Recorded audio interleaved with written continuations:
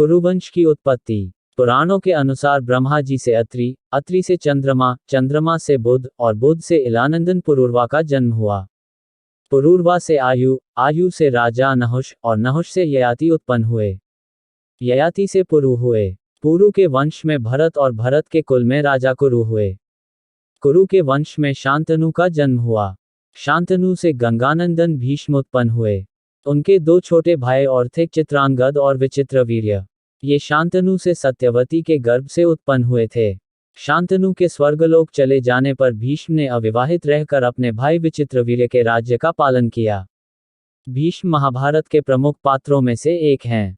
ये महाराजा शांतनु के पुत्र थे। अपने पिता को दिए गए वचन के कारण इन्होंने आजीवन ब्रह्मचर्य का व्रत लिया था। इन्हें इच्छा मृत्यु का वरदान प्राप्त था। एक बार हस्तिनापुर नरेश दुष्यंत आखेट खेलने वन में गए। जिस वन में वे शिकार के लिए गए थे उसी वन में कव ऋषि का आश्रम था। कव ऋषि के दर्शन करने के लिए महाराज दुष्यंत उनके आश्रम पहुंच गए। पुकार लगाने पर एक अति लावण्यमयी कन्या ने आश्रम से निकलकर कहा, हे राजन, महर्षि तो तीर्थ यात्रा पर गए हैं, किंतु आपका इस आश्रम में स्वागत है। उस कन्या को देखकर महाराज दुष्यंत ने पूछा, बालिके आप कौन हैं? बालिका ने कहा, मेरा नाम शकुंतला है और मैं कव ऋषि की पुत्री हूँ।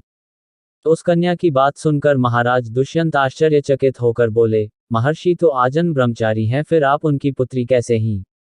उनके इस प्रश्न के उत्तर में शकुंतला ने कहा, वास्तव में मेरे माता पिता मेनका और विश्वामित्र हैं। मेरी माता ने मेरे जन्म होते ही मुझे वन में छोड़ दिया था, जहां पर शकुंत नामक पक्षी ने मेरी रक्षा की। इसीलिए मेरा नाम शकुंतला पड़ा। उसके बाद कव ऋषि की दृष्टि मुझ पर पड़ी और वे मुझे अपने आश्रम में ले आए। उन्होंने ही मेरा भरण पोषण किया। जन्म देने वाला, पोषण करने वाला तथा अन्न देने वाला, ये तीनों ही पिता कहे जाते हैं।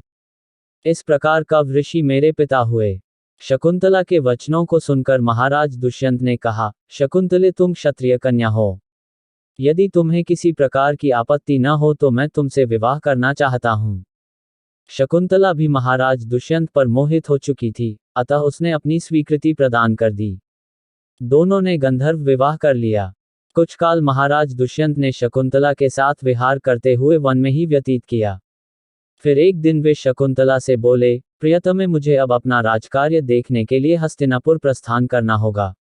महर्षि कव के तीर्थ यात्रा से लौट आने पर मैं तुम्हें यहाँ से विदा कराकर अपने राजभवन में ले जाऊंगा। इतना कहकर महाराज ने शकुंतला को अपने प्रेम के प्रतीक के रूप में अपनी स्वर्ण मुद्रिका दी और हस्तिनापुर चले गए। एक दिन उसके आश्रम में दुर्वासा ऋषि पधारे। महाराज दुष्यंत के विरह में लीन होने के कारण शकुंतला को उनके आगमन का ज्ञान भी नहीं हुआ और उसने दुर्वासा ऋषि का यथोचित स्वागत सत्कार नहीं किया। दुर्वासा ऋषि ने इसे अपना अपमान समझा और क्रोधित होकर बोले, बालिके, मैं तुझे शाप देता हूं कि जिस किसी के ध्यान में लीन होकर तूने मेरा निरादर किया है, वह तुझे भूल जाएगा। दुर्वासा ऋषि के शाप को सुनकर शकुंतला का ध्यान टूटा और वह उनके चरणों में गिरकर क्षमा प्रार्थना करने लगी। शकुंतला के क्षमा प्रार्थना से द्रवित होकर दुर्वासा ऋषि ने कहा, अच्छा, यदि तेरे पास उसका कोई प्रेम चिन्ह होगा तो उस चिन्ह को देख, उसे तेरी स्मृति हो आएगी। महाराज दुष्यंत से विवाह से शकुंतला गर्भवती हो गई थी। कुछ काल पश्चात कव ऋषि तीर्थ यात्रा से लौटे, तब शकुंतला ने उन्हें महाराज दुष्यंत के साथ अपने गंधर्व विवाह के विषय में बताया। इस पर महर्षि कव ने कहा, पुत्री, विवाहित कन्या का पिता के घर में रहना उचित नहीं है। अब तेरे पति का घर ही तेरा घर है। इतना कहकर महर्षि ने शकुंतला को अपने शिष्यों के साथ हस्तिनापुर भिजवा दिया। मार्ग में एक सरोवर में आचमन करते समय महाराज दुष्यंत की दी हुई शकुंतला की अंगूठी, जो कि प्रेम चिन्ह थी, सरोवर में ही गिर गई। उस अंगूठी को एक मछली निगल गई। महाराज दुष्यंत के पास पहुंचकर कव ऋषि के शिष्यों ने शकुंतला को उनके सामने खड़ी करके कहा, महाराज, शकुंतला आपकी पत्नी है, आप इसे स्वीकार करें। महाराज तो दुर्वासा ऋषि के शाप के कारण शकुंतला को विस्मृत कर चुके थे, अतः उन्होंने शकुंतला को स्वीकार नहीं किया और उस पर कुलटा होने का लांछन लगाने लगे। शकुंतला का अपमान होते ही आकाश में जोरों की बिजली कड़क उठी और सबके सामने उसकी माता मेनका उसे उठा ले गई। जिस मछली ने शकुंतला की अंगूठी को निगल लिया था, एक दिन वह एक मछुआरे के जाल में आ फंसी। जब मछुआरे ने उसे काटा तो उसके पेट अंगूठी निकली। मछुआरे ने उस अंगूठी को महाराज दुष्यंत के पास भेंट के रूप में भेज दिया। अंगूठी को देखते ही महाराज को शकुंतला का स्मरण हो आया और वे अपने कृत्य पर पश्चाताप करने लगे। महाराज ने शकुंतला को बहुत ढूंढवाया किंतु उसका पता नहीं चला। कुछ दिनों के बाद देवराज इंद्र के निमंत्रण पाकर देवासुर संग्राम में उनकी सहायता करने के लिए महाराज दुष्यंत इंद्र की नगरी अमरावती गए। संग्राम में विजय प्राप्त करने के पश्चात जब वे आकाश मार्ग से हस्तिनापुर लौट रहे थे तो मार्ग में उन्हें कश्यप ऋषि का आश्रम दृष्टिगत हुआ। उनके दर्शनों के लिए वे वहां रुक गए। आश्रम में एक सुंदर बालक एक भयंकर सिंह के साथ खेल रहा था।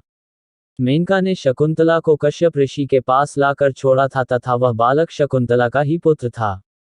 उस बालक को देखकर महाराज के हृदय में प्रेम की भावना उमड़ पड़ी। वे उसे गोद में उठाने के लिए आगे बढ़े तो शकुंतला की सखी चिल्ला उठी, हे भद्र पुरुष, आप इस बालक को न छुएं अन्यथा उसकी भुजा में बंधा काला डोरा सांप बनकर आपको डस लेगा। यह सुनकर भी दुष्यंत स्वयं को न रोक सके और बालक को अपने गोद में उठा लिया। अब सखी ने आश्चर्य से देखा कि बालक के भुजा में बंधा काला गंडा पृथ्वी पर गिर गया है। सखी को ज्ञात था कि बालक को जब कभी भी उसका पिता अपने गोद में लेगा वह काला डोरा पृथ्वी पर गिर जाएगा।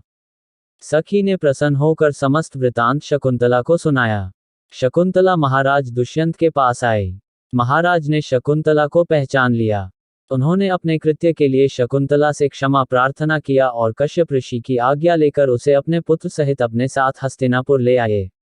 महाराज दुष्यंत और शकुंतला के उस पुत्र का नाम भरत था। बाद में वे भरत महान प्रतापी सम्राट बने और उन्हीं के नाम पर हमारे देश का नाम भारतवर्ष हुआ।